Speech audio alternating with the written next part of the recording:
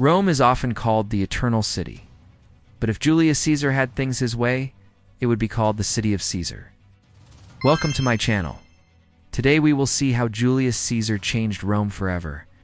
Augustus Caesar was born in 63 BC into an ancient Roman patrician family named Caesar. His family was not one of the oldest or most established in Rome, but they were wealthy and influential nonetheless. As a young man, he was handsome, charming, and ambitious. He wanted more than just wealth and influence. He wanted power. The year is 59 BC. The Roman Republic is at its peak, a vast empire stretching from the Atlantic Ocean to the Middle East. But beneath the surface, all is not well. The Republic's institutions are in crisis, and the ambitious Roman elites are tearing the state apart.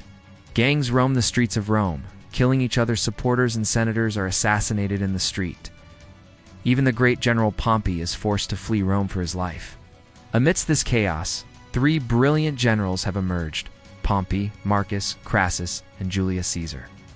They form an alliance, the first triumvirate, to save the Republic from itself. Caesar needs men and money to raise an army, so he does something no Roman has ever done before. He marches his legions across the Rubicon River into northern Italy. This act of defiance shocks the Roman world. Civil war is now inevitable.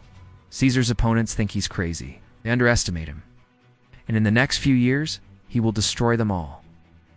At the Battle of Pharsalus in 48 BC, Caesar defeats Pompey's forces and becomes the undisputed master of the Roman world.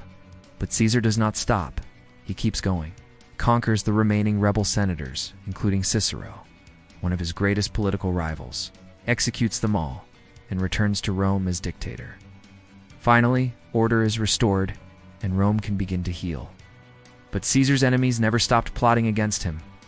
On the Ides of March in 44 BC, a group of senators led by Cassius and Brutus assassinates Caesar in the Senate. It seems that finally, someone has had the courage to stand up against tyranny. But Caesar's adopted son, Octavian, aka Augustus, will have his revenge. He makes the assassins famous and turns the Roman world against them. In the ensuing civil war, Augustus defeats Mark Antony and his allies and becomes the first emperor of Rome. With Caesar's death, an era comes to an end. Gone are the days of the Roman Republic. Never again will Rome be the same. Augustus will rule as a king over a kingdom. The Republic's institutions are abolished and replaced with an imperial court. Rome's government will be a dictatorship in disguise. Augustus will set the course for the next 2,000 years of European history. But who is Caesar really? History remembers him as a great general, a brilliant politician, an outstanding writer, and a ruthless dictator. But behind the legend, there was a real man with strengths and weaknesses. Caesar was undoubtedly one of the greatest generals in history.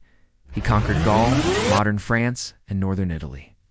He defeated the Helvetians, Aedui, and Belgae in great battles, and humiliated the mighty Roman Senate in the process. Caesar was a brilliant tactician and a master of logistics. Under his banner, Rome's seagulls flew from the North Sea to the Atlantic Ocean, and from Spain to the Middle East.